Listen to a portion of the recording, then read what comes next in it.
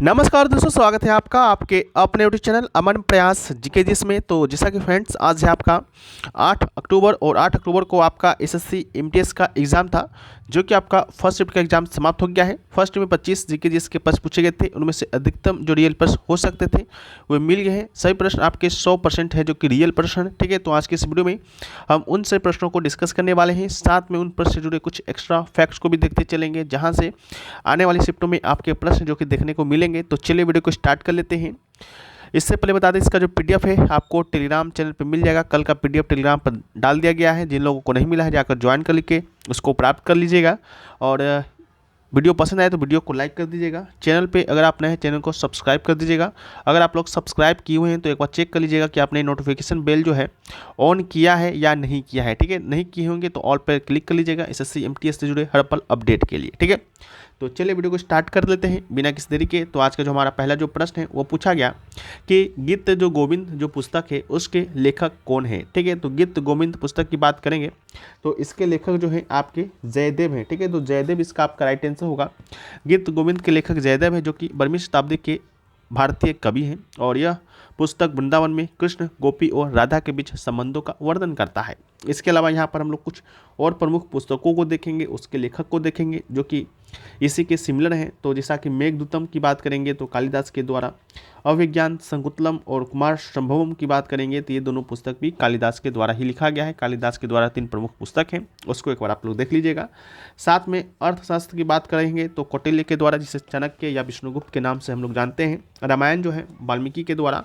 महाभारत की बात करेंगे तो वेद व्यास जी के द्वारा। गीता गोविंद जयदेव हो गया। अभिज्ञान संकुतलम कालिदास हो गया। नाट्यशास्त्र जो है भरत मुनि के द्वारा। कथा सरित सागर आपका सोमदेव के द्वारा। रास्तरंगी जो है कल्हण के द्वारा। चरक संहिता जो कि चरक के द्वारा लिखा गया है।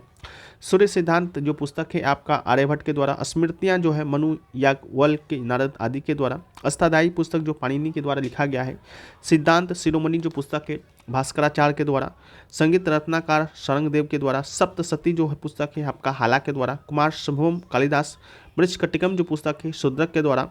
बुद्ध चरित्र जो पुस्तक है अश्वघोष के द्वारा। सौंदर्य लहरी जो पुस्तक है आदि शंकराचार्य के द्वारा। और तिरुकुरल जो पुस्तक है तिरुवल्लर के द्वारा जो लिखा गया है। इन सभी को आप याद रखिएगा।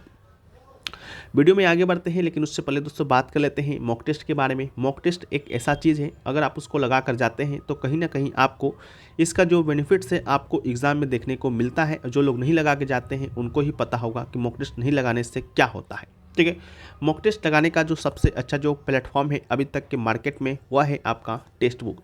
टेक्स्ट बुक पर अभी आपका ऑफर भी चल रहा है फ्यूचर ऑफिसर सेल के नाम से। अगर इस सेल के दौरान अगर आप पिन का यली का टेक्स्ट बुक 5 प्रो परचेस करते हैं तो आपको यह मात्र 608 रुपये में जो कि मिलने वाला है। साथ में कूपन कोड अगर आप APG यूज करते हैं तो आपको यहाँ पर 13% का एक्स्ट्रा ऑफ मिलेगा। अगर आपका सिलेक्शन हो जाता है तो आप इनसे अपना पूरा रिफंड भी है जो कि ले पाते हैं।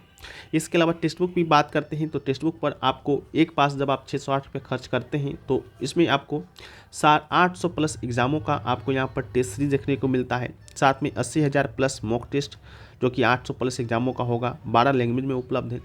28.5 लाख प्लस यूजर जो है आपको यहाँ पर एक्टिव मिलता है। साथ में आपको बता दें कि यहाँ पर आपको 17,000 प्लस PYP भी मिलते हैं विभिन्न एग्जामों का, चाहे आप SSC की तैयारी कर रहे हो, बैंक का कर रहे हो, रेलवे का कर रहे हो, डिफेंस का कर रहे हो या स्टेट लेवल का कोई एग्जाम का तैयारी करते हैं। ठीक है, बस आपको करना क्या है, लिंक डिस्क्रिप्शन में दिया गया है और कमेंट सेक्शन में पिन किया हुआ है। जब भी आप पास को परचेस करने जाएं तो कूपन कोड APG जरूर याद रखें, जो कि आपको 13% का डिस्काउंट देगा। ठीक है, वीडियो में हम लोग आगे बढ़ जाते हैं। तो हमारा जो नेक्स्ट जो प्रश्न है वह है कि Rukmini Devi Arundale is associated with the which dance. ठीक है, तो इसका जो राइट आंसर होगा वो आपका भरतनाट्यम हो जाएगा। रुक्मणी देवी अनुले जो है एक शास्त्रीय नृतंगना है जो ने भरतनाट्यम नृत्य शैली के पुनर्जागरण का नेतृत्व किया है। मद्रास जो कि अब चेन्नई में पड़ता है, वहाँ पर उन्होंने कला क्षेत्र फाउंडेशन की स्थापना की थी। ठीक है, तो आपसे पूछा जाता है कला क्षेत्र फाउंडेशन की स्थापना किसने किया, तो रुक्मणी देवी अनुले ने ही किया।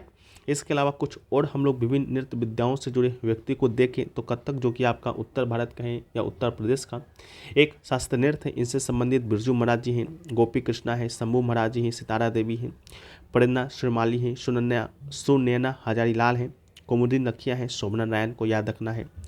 भरतनाट्यम से देखिए, भरतनाट्यम की बात करेंगे तो टी बाला सरस्वती, रुक्मणी देवी अनुले, यामिनी कृष्णमूर्ति, विजयंतीमाला, आनंद शंकर जयंत, इसके अलावा सीवी चंद्रशेखर, इसके अलावा एम.के. सरोजा, शांता एवं बीपी धनजयन।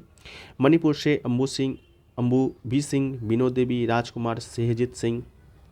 मोहिनीअट्टम से कलामंडलम, क्षेमावती, पवित्रन है। इसके अलावा कनक रेले को याद रखना है। छऊ से मकर ध्वज धरोगा, इसके अलावा पंडित गोपाल प्रसाद दुबे को याद रखना है। उड़ीसा से केलुचंद महापात्रा, सोनलमान सिंह, गीता महलिक, मीनाती मिश्रा। कथकली से पीके कुंजुकुरुप, कलामंडलम राजन कल्ही आया था। मध्य वीर वासुदेवन नायर, कलामंडलम गोपी, कलामंडलम रमन कुट्टी नायर। कुचिपुड़ी से राजा रेड्डी, वैजंती काशी, वेम्बत्ती चिन्ह सत्यम को। यक्षगान से रामचंद्र सुब्रया हेगड़े चिंतनी को। सतरिया से घनकांत बयां से। कोडिकट्टम से आपका अमीनुर माधव चक्यार को याद रखना है। पंडवनी से तीजन बाई को। कालबेलिया से गुलाबो सपेरा को। और क्रिएटिव नृत्य कोरियोग्राफी से उदय शंकर को, जो कि कल ही आपसे पूछा गया था। ठीक है, तो ये आपका है। इसके अलावा नेक्स्ट क्वेश्चन पूछा गया कि कौन खुद का डीएनए रखता है और अपने कुछ प्रोटीन को संश्लेषण कर सकता है। आपके ऑप्शन में क्लोरोप्लास्ट दिया गया था, जो कि आपका राइट आंसर है। क्लोरोप्लास्ट की बात करते हैं तो ये पौधे की कोशिकाओं में पाया जाता है। इसमें भी अपना डीएनए और राइबोसोम होता है, जिससे वो प्रकाश संश्लेषण के लिए आवश्यक प्रोटीन का संश्लेषण कर सकता है। इसके अलावा माइटोकॉन्ड्रिया को भी देखिए। माइटोकॉन्ड्रिया को हम लोग कोशिका का पावर हाउस के नाम से जानते हैं, और माइटोकॉन्ड्रिया में अपना डीएनए और राइबोसोम होता है, और जिससे ये कुछ प्रोटीन का स्वतंत्र रूप से उत्पादन कर सकता है। नेक्स्ट आपका है कि भारत में जनगणना जनगणना अधिनियम डैश के प्रावधानों के तहत आयोजित किया जाता है। तो राइट आंसर आपका 1948 होगा। जो आपका भारत में जो जनगणना है आपका 1948 के अधिनियम के तहत ही किया जाता है।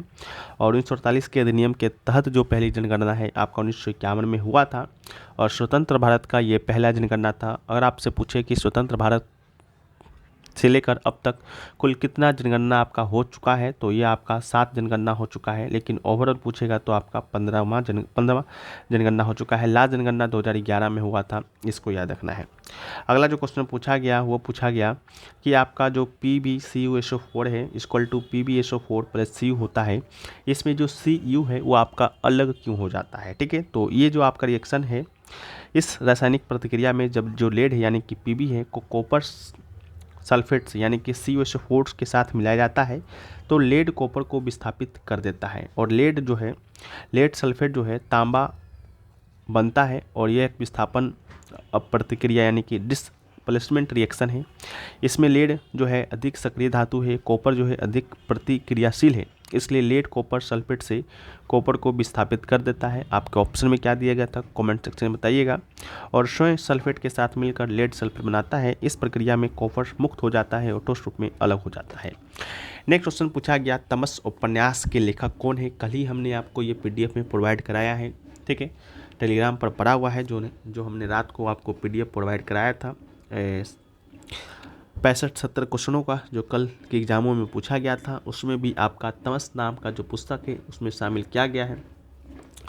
तो तमस जो पुस्तक है आपका भीमसेन साहनी जी के द्वारा लिखा गया है। तमस जिसका शाब्दिक अर्थ होता है अंधकार। ठीक है, जब भी अंधकार दिखे तो आप लोग बोलिएगा अंधकार की जगह तमस। ठीक है, इसके अलावा भीमसेन साहनी का सबसे प्रसिद्ध उपन्यास है। इस उपन्यास में विभाजन के परिणाम स्वरूप भारत में सिख हिंदू परंपराओं की दुर्दशा को उजागर किया गया, और भीमसेन साहनी को तमस के लिए 1975 में साहित्य अकादमी पुरस्कार से सम्मानित किया गया। इस उपन्यास पर 1988 में गोविंद निहलानी ने दूरदर्शन धारावाहिक तथा एक फिल्म भी बनाई थी। ठीक है, अगला क्वेश्चन पूछा गया how many major ports are there in India. तो इसका राइट आंसर होगा 13 होगा। और इन बंदरगाहों को केंद्र सरकार के द्वारा प्रबंधित और विनियमित किया जाता है। उनमें प्रमुख बंदरगाह कहा जाता है। और 13 प्रमुख बंदरगाहों में से 12 जो बंदरगाह है आपका सरकारी है, और एक आपका कॉर्पोरेट बंदरगाह है। ठीक है, वो 13 बंदरगाह है। कोलकाता पोर्ट ट्रस्ट जो कि वेस्ट बंगाल में है, पारादीप पोर्ट जो कि उड़ीसा में है, विशाखापट्टनम पोर्ट आंध्र प्रदेश में है, चेन्नई पोर्ट तमिलनाडु में, तुतीकोरन जो है तमिलनाडु में, कोचिन जो है केरला में, न्यू मैंगलोर पोर्ट आपका कर्नाटक में, मड़मुगांव पोर्ट है गोवा में, मुंबई पोर्ट महाराष्ट्र में, और जवाहरलाल नेहरू पोर्ट है जो कि महाराष्ट्र में है, जिससे कि नहावा शेवा बंदरगाह के नाम से भी जाना जाता है। दीनदयाल पोर्ट गुजरात में, और इन्नौर पोर्ट जो है आपका तमिलनाडु में है। इसके अलावा जब हम लोग बंदरगाह को देख रहे हैं तो बंदरगाह से जुड़े एक प्रोजेक्ट को भी देखते हैं, जिसका नाम है सागरमाला प्रोजेक्ट। तो आपसे पूछा जाता है सागरमाला प्रोजेक्ट किससे संबंधित है, तो बंदरगाह से ही संबंधित है और इसे लॉन्च किया गया था आपका 2015 में। क्यों किया गया था, to improve the logistic in network through waterways, ठीक है, उसके लिए आपका ये किया गया था। इसके अलावा mega port plant under Sagarmala project की बात करें, यानी सागरमाला प्रोजेक्ट के अंदर कौन कौन से पोर्ट्स आपके प्लांट किए गए हैं, तो सागरद्वीप जो कि पश्चिम बंगाल में है, पारादीप भारी हर्बर जो कि उड़ीसा में है, सिरकाजी तमिलनाडु में, कन्याकुमारी तमिलनाडु में, बेलिकेरी जो कर्नाटक में है और बादमन जो है महाराष्ट्र में है, ठीक है। तो ये सारे जो पोर्ट्स हैं आपके सागरमाला प्रोजेक्ट के अंतर्गत आते हैं। अगला है कि भारतीय संविधान का अनुच्छेद 46 किसके शैक्षणिक और आर्थिक हितों के संवर्धन को दर्शाता, तो राइट आंसर अनुसूचित जाति, अनुसूचित जनजाति और अन्य कमजोर वर्गों का, ठीक है। अनुच्छेद 46 अनुसूचित जातियों, अनुसूचित जनजातियों और अन्य कमजोर वर्गों के शैक्षिक और आर्थिक हितों को बढ़ावा देता है, तो इसको याद रखना है। साथ में अनुच्छेद 29 और 30 जो है धार्मिक अल्पसंख्यकों के अधिकारों से संबंधित है, इसको भी आपको याद रखना है। नेक्स्ट क्वेश्चन जो पूछा गया है वो पूछा गया हिमालय की कंचनजंगा जो चोटी है उसकी ऊंचाई कितनी है, ठीक है। तो हिमालय की कंचनजंगा चोटी की बात करेंगे तो इसकी ऊंचाई है 8,598 मीटर, ठीक है। विश्व की तीसरी सबसे ऊंची चोटी है, ठीक है। फीट में बात करेंगे तो 28,229 फीट है, ठीक है। और कंचनजंगा वास्तव में हिमालय श्रृंखला में स्थित एक शानदार पर्वत है जो कि नेपाल और भारतीय राज्य सिक्किम के बीच पर फैला हुआ है। अगला है ललित कला अकादमी राष्ट्रीय पुरस्कार 2023 जो है किसे दिया गया है, तो राइट आंसर होगा पवन कुमार। फोटोग्राफी के क्षेत्र में कुरुक्षेत्र विश्वविद्यालय के ललित कला विभाग के सह प्राध्यापक पवन कुमार को ललित कला अकादमी पुरस्कार से सम्मानित किया गया है। 63वीं राष्ट्रीय कला प्रदर्शनी में ललित कला अकादमी के राष्ट्रीय पुरस्कार वितरण समारोह का आयोजन कमानी ऑडिटोरियम नई दिल्ली में किया गया था। ललित कला अकादमी की बात करेंगे तो इसका उद्घाटन 5 अगस्त 1954 को उस समय के तत्कालीन शिक्षा मंत्री मौलाना अबुल कलाम आज़ाद के द्वारा किया गया था और 11 मार्च 1957 को सोसाइटी पंजीकरण अधिनियम 1860 के तहत पंजीकृत किया गया। नेक्स्ट क्वेश्चन पूछा गया कि मौर्य वंश के तत्काल बाद किस वंश ने आकर मगध राज्य पर शासन किया, तो राइट आंसर होगा शुंग वंश। मौर्य वंश के पतन, मौर्य साम्राज्य के पतन के बाद शुंग वंश का काल रहा। इस वंश की स्थापना जो है पुष्यमित्र शुंग ने किया था। पुष्यमित्र ने 185 ईसा पूर्व में अंतिम मौर्य शासक बृहदत्त की हत्या कर इस वंश का स्थापना किया था। मौर्य वंश वही मौर्य वंश है जिसकी स्थापना चंद्रगुप्त मौर्य के द्वारा किया जाता है। चंद्रगुप्त मौर्य, ठीक है। और चंद्रगुप्त मौर्य के बाद इसका जो शासक बनता है बिंदुसार, बिंदुसार के बाद शासक बनता है अशोक, जिसे कि हम लोग देवनाप्रिय के नाम से जानते हैं। कलिंग युद्ध इसी के शासनकाल में हुआ था। कलिंग युद्ध के बाद ही अशोक ने जो है धम्म की नीति को अपना लिया था और इनका जो हृदय है आपका परिवर्तित हो गया था। तो कल ही पूछा गया था कि किस युद्ध के बाद अशोक का जो हृदय है परिवर्तित हो गया था, तो कलिंग युद्ध ही उसका आपका राइट आंसर था। तो इसको भी याद रखना है। अगला जो है कि भारत के संविधान के किस अनुच्छेद के अनुसार भारत के अटॉर्नी जनरल को संसद के किसी भी सदन में बोलने और अन्यथा कार्यवाही में भाग लेने का अधिकार होता है, ठीक है। तो इसका जो राइट आंसर होगा अनुच्छेद 88 होगा, ठीक है। अनुच्छेद 88 के अंतर्गत संसद के किसी भी सदन में अटॉर्नी जो जनरल होते हैं भारत के, उनको बोलने का अधिकार है, कार्यवाही में भाग लेने का अधिकार है, लेकिन वोट देने का अधिकार नहीं है, ठीक है। जब हम लोग अटॉर्नी जनरल को पढ़ रहे हैं तो अटॉर्नी जनरल के पद का जो प्रावधान है आपका अनुच्छेद 76 के तहत हमारे भारतीय संविधान में किया गया है, वो देश के सर्वोच्च कानूनी अधिकारी होते हैं। इसके साथ ही अनुच्छेद 105 को भी याद रखना है, जो कि अटॉर्नी जनरल की शक्तियां और विशेषाधिकार और प्रतिरक्षा से संबंधित है। अगला क्वेश्चन पूछा गया इन साइकिलिंग व्हाट इज अ पेलोटोन, ठीक है। पेलोटोन की बात करेंगे तो साइकिलिंग में पेलोटोन जो है एक सड़क साइकिल दौड़ में सवारों का एक मुख्य समूह है, ठीक है। तो ये आपका राइट आंसर है पेलेटोन, जिसका अर्थ होता है छोटी गेंद या पलटन। सड़क साइकिल दौड़ में सवारों का मुख्य समूह या पैक है। एक समूह में सवार अन्य सवारों को निकट विशेषकर पीछे सवारी करके ऊर्जा को बचाता है। अगला है स्वच्छ भारत अभियान जो है वो आपका किस महापुरुष से संबंधित है या किसके जन्मदिन पर आपका शुरू किया गया था, इस प्रकार का क्वेश्चन पूछा गया था, जिसका राइट आंसर महात्मा गांधी था। लेकिन हमारा जो फोकस रहता है वो आपके आगामी शिफ्टों के छात्र छात्राओं पर भी रहता है, तो उसके लिए हमने यहाँ क्वेश्चन का स्वरूप चेंज किया है थोड़ा। तो क्वेश्चन है कि स्वच्छ भारत अभियान महात्मा गांधी की जयंती के अवसर पर शुरू किया गया था, वो कौन सा जयंती था, ठीक है। तो इसका राइट आंसर आपका 145वां जयंती होगा। स्वच्छ भारत अभियान ठोस अपशिष्ट प्रबंधन में सुधार, खुले में शौच को खत्म करने के लिए 2014 में किसके द्वारा, भारत सरकार के द्वारा शुरू किया गया। क्या था, राष्ट्रव्यापी अभियान था। ठीक है। 2 अक्टूबर 2014 को शुरू किया गया था। माननीय प्रधानमंत्री नरेंद्र मोदी जी के द्वारा दिल्ली में राजपथ पर आधिकारिक रूप से लॉन्च किया गया। जिस दिन यह अभियान को आधिकारिक रूप से लॉन्च किया गया था यानी 2 अक्टूबर 2014 वो महात्मा गांधी की 145वीं जयंती थी, याद रखना है। अगला है कि एक साथ एक दिन और 1 घंटा अभियान किससे संबंधित है, तो इसका भी राइट आंसर महात्मा गांधी ही होगा। एक साथ एक दिन 1 घंटा अभियान 2023 में गांधी जयंती के एक दिन पहले चलाया गया था। यह स्वच्छता पखवाड़े का हिस्सा था और इसका उद्देश्य देशवासियों को एक साथ सार्वजनिक जगहों की सफाई में योगदान देने के लिए प्रेरित करना था। ठीक है। इसके अलावा जो है नेक्स्ट क्वेश्चन पूछा गया कि 2011 में भारत के किस राज्य में हिंदू आबादी की प्रतिशत सबसे अधिक है, तो राइट आंसर आपका हिमाचल प्रदेश था।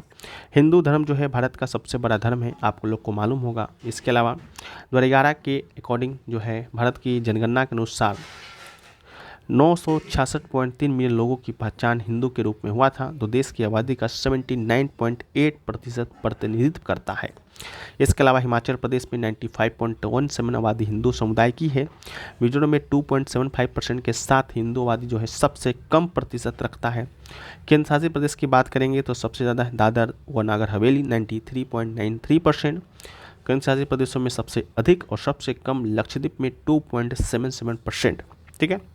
इसके अलावा जो है भारत में पहली बार जनगणना लॉर्ड मेयो के शासनकाल में आयोजित किया गया। इसके अलावा सबसे अधिक जो जनसंख्या वाला राज्य है वह है उत्तर प्रदेश, सबसे कम जो जनसंख्या वाला राज्य है वह है सिक्किम, सबसे अधिक साक्षरता वाला राज्य जो है वह है केरल और सबसे कम साक्षरता वाला जो राज्य है वह है आपका बिहार। ठीक है। तो ये सारी चीज़ें हैं जो कि आपके आज के फर्स्ट स्टेप में देखने को मिला है। बाकी वीडियो पसंद आया है तो वीडियो को आप लोग लाइक कर दीजिएगा। चैनल पे अगर आप लोग नए होंगे चैनल को सब्सक्राइब भी करते हुए चलना है। सब्सक्राइब जो लोग कर लिए हैं नोटिफिकेशन बेल कॉल पर क्लिक करते हुए चलना है। और साथ में अगर आप टेक्स्ट बुक वगैरह देना मॉक टेस्ट वगैरह देना चाहते हैं तो टेक्स्ट बुक से जुड़ सकते हैं, जिसका लिंक डिस्क्रिप्शन में दिया गया है, कमेंट सेक्शन में पिन किया हुआ रहेगा। बस ही आपको कूपन कोड जो है APG यूज करना है। मिलते हैं हम लोग नेक्स्ट वीडियो में, जब तक के लिए जय हिंद, वंदे मातरम।